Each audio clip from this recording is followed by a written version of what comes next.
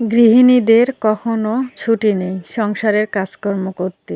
শরীর ভালো থাক বা খারাপ থাক, তারপরেও কিন্তু ওইভাবেই আমাদের সংসারের কাজকর্মগুলো করতে হয়। কারণ নিজের কাজ তো, নিজের কাজ ফেলে রাখলে নিজেরই ক্ষতি। সেই কারণে যতটা ভালো লাগুক বা খারাপ লাগুক, তারপরেও সংসারের কাজগুলো সময় মতোই করতে হয়। তা না হলে কিন্তু সংসার একেবারেই চলবে না। একজন গৃহিণী তার সংসারের জন্য সর্বস্ব দিয়ে চেষ্টা করে সব সময় তার সংসারটাকে যেন সে ভালোভাবে, সুন্দরভাবে গুছিয়ে রাখতে পারে। তার সংসারের প্রতিটা কাজকর্ম যেন সে সময় অনুযায়ী করতে পারে। আর তার শরীর যতই ভালো থাক বা খারাপ থাক, তারপরেও কিন্তু সংসারের কাজকর্মগুলো সঠিক সময়ে করে নিতে হয়।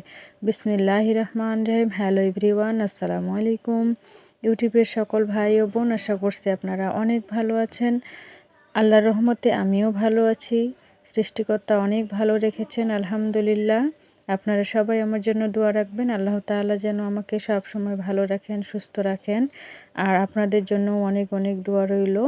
আজকের ছোট্ট এই ভিডিওতে আমি চলে এসেছি আমার কিছু সাংসারিক কাজকর্ম নিয়ে, আর আপনাদের সাথে কিছু কথা। তো শুরুতেই আজকের ভিডিওটি শুরু করেছিলাম, সকালবেলা একটু বাইরে হেঁটেছিলাম, তো সেটাই একটু শেয়ার করেছি। আর এখন কিন্তু সকালের যে কিছু কাজ আছে, রান্নাবান্না, সেগুলো কিন্তু আমি অফ ক্যামেরাতে করে নিয়েছি। আসলে সব কাজকর্ম কিন্তু দেখানো সম্ভব হয় না, তো ক্যামেরাটা অন করে সব কাজকর্ম করাও হয় না। আর যেহেতু আমি জয়েন্ট ফ্যামিলিতে থাকি, এখানে তো অনেক ধরনের সমস্যার মধ্যে আমাকে পড়তে হয়।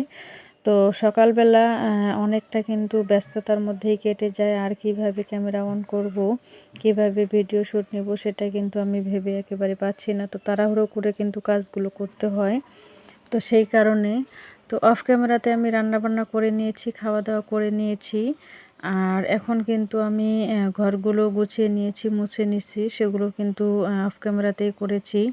তো একটা সংসারে কিন্তু অনেক কাজকর্ম থাকে, তো সেটা কিন্তু নিজের বুঝলেই বোঝা যায়। তো যার সংসারটা যেরকমই হোক না কেন, প্রতিটা সংসারের কিন্তু অনেক বেশি কাজ থাকে। সেটা কিন্তু গৃহিণীরাই একমাত্র জানে। আর আমাদের সব কাজগুলো কিন্তু আমরা ক্যামেরাবন্দি করতেই পারি না। তো কয়েকদিন থেকে কিন্তু শরীরটা খুব একটা ভালো নেই আমার।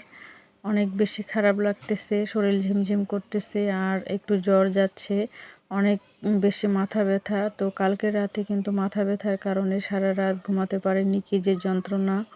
তো সারা রাত আমার অনেক কষ্ট করে কেটে গেছে। তো ডাক্তার দেখিয়ে এখন ওষুধ খাচ্ছি, এখন আল্লাহর রহমতে অনেকটা কমে গেছে মাথার ব্যথা। তো তারপরেও কিন্তু শরীরটা খুব একটা ভালো নেই, মনে হচ্ছে যে সারাদিন শুয়ে থাকি। আর সারাদিন শুয়ে থাকলে তো সংসার চলবে না, সংসারের কাজকর্ম তো করতেই হবে যতটা খারাপ লাগুক। তো আজকে রান্নাবান্না করার পরে এতটা খারাপ লেগেছিল, খাওয়া দাওয়া করার পরে মনে হচ্ছে যে বিছানার মধ্যে শুয়ে থাকি আর সারাদিন না উঠি। তো চিন্তা করতেছি শুয়ে পড়ে থাকলে তো হবে না, সব কিছু এলোমেলো হয়ে আছে, ঘর দুয়ার অগোছালো হয়ে আছে, অনেকগুলো কাপড় আছে, সেগুলো করতে হবে, ধুইতে হবে, আর সংসারের কাজগুলো করতে হবে। তো এভাবেই আর কি আস্তে আস্তে সংসারের সব কাজকর্মগুলো করলাম। করার পরে কিন্তু আমি এখন থালা বাসনগুলো গুছিয়ে নিয়েছি, নেওয়ার পরে গোসল করেছি, গোসল করে এখনও কিছু খাইনি। আর কাজগুলো করতে কিন্তু অনেকটা দেরি হয়ে গেছে, এখন গোসল করলাম।